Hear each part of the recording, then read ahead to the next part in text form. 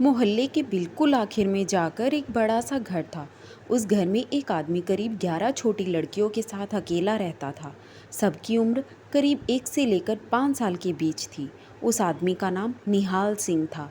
पड़ोस के सभी लोग उसका बहुत मजाक उड़ाते थे, क्योंकि उसकी अभी तक शादी नहीं हुई थी और वो कुंवारा उन लड़कियों की परवरिश कर रहा था। उसको वहाँ रहते करीब 1 साल ही हुआ था। लोग नहीं जानते थे कि वो लड़कियाँ उसकी कौन थी, लेकिन वो उनकी देखभाल बिल्कुल ऐसे करता था मानो वो उसकी अपनी बेटियां हों। छोटी बच्चियों के रोने की आवाज़ की वजह से कोई भी उन्हें एक जगह ज़्यादा समय तक नहीं रहने देता था, लेकिन वो भला मानस किसी को कुछ नहीं कहता था और उन लड़कियों को लेकर दूसरी जगह चला जाता था। जो लड़कियां थोड़ी बड़ी थी, वो छोटी लड़कियों की देखभाल में निहाल जी का हाथ भी बटाती थी।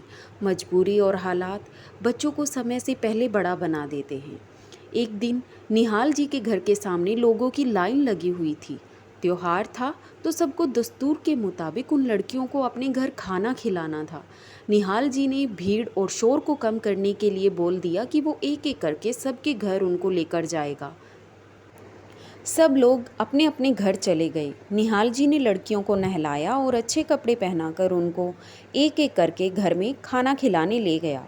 आखिर में जो घर था, वो आदमी काफ़ी परेशान दिख रहा था, क्योंकि जब तक लड़कियां खाना नहीं खाती तब तक वो लोग भी खाना नहीं खा सकते थे।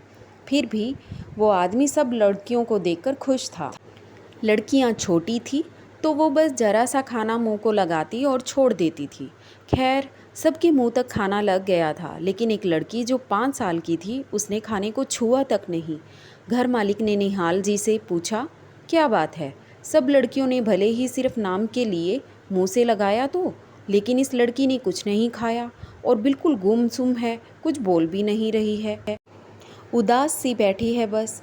आप बोलिए उसको कि कुछ खा ले। निहाल सिंह जी ने सभी लड़कियों को इकट्ठा कर एक तरफ खड़ा किया और उस लड़की के पास जाकर बैठ गया और अपने हाथ से उसे थोड़ा खिलाने लगा। फिर जब वो लड़की खा चुकी, तब उसने घर मालिक की तरफ देखकर कहा, भाई साहब, ये सब लड़कियां वो हैं जिन्हें इनके माता पिता ने जन्म देकर किसी को कचरे में तो किसी को सुनसान रास्ते में फेंक दिया था। लेकिन इस लड़की के साथ कुछ अलग ही घटा था। मैं एक दिन रास्ते से जा रहा था। मैंने पास में एक सूखे नाले के पास एक महंगा छोटा सा बैग देखा। मेरे मन में आया कि शायद किसी का गलती से गिर गया हो। मैं पास जाने लगा, लेकिन फिर मेरे मन में आया, जाने दो, क्या पता किसका होगा। लेकिन जैसे ही मैंने कदम पीछे मोड़े तो वो बैग हिलने लगा।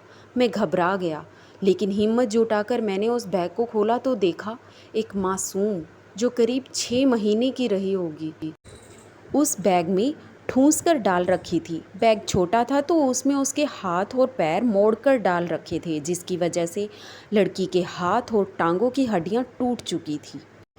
ये सब देखकर मैं इसे तुरंत अस्पताल ले गया और फिर पुलिस के पास गया, मगर पुलिस ने कहा जब तक इसके माँ बाप नहीं मिल जाते तब तक आप ही इसकी देखभाल कीजिए या इसे अनाथ आश्रम छोड़ दीजिए। मैं इसे अपने साथ ले आया। शायद अब तक इसके माँ बाप का पता नहीं चल पाया, तभी तो पुलिस का भी 4 साल से ज़्यादा हो गई, कोई फ़ोन नहीं आया। और ये अब खुद से न तो खा सकती है और ना ही बिना सहारे के चल सकती है।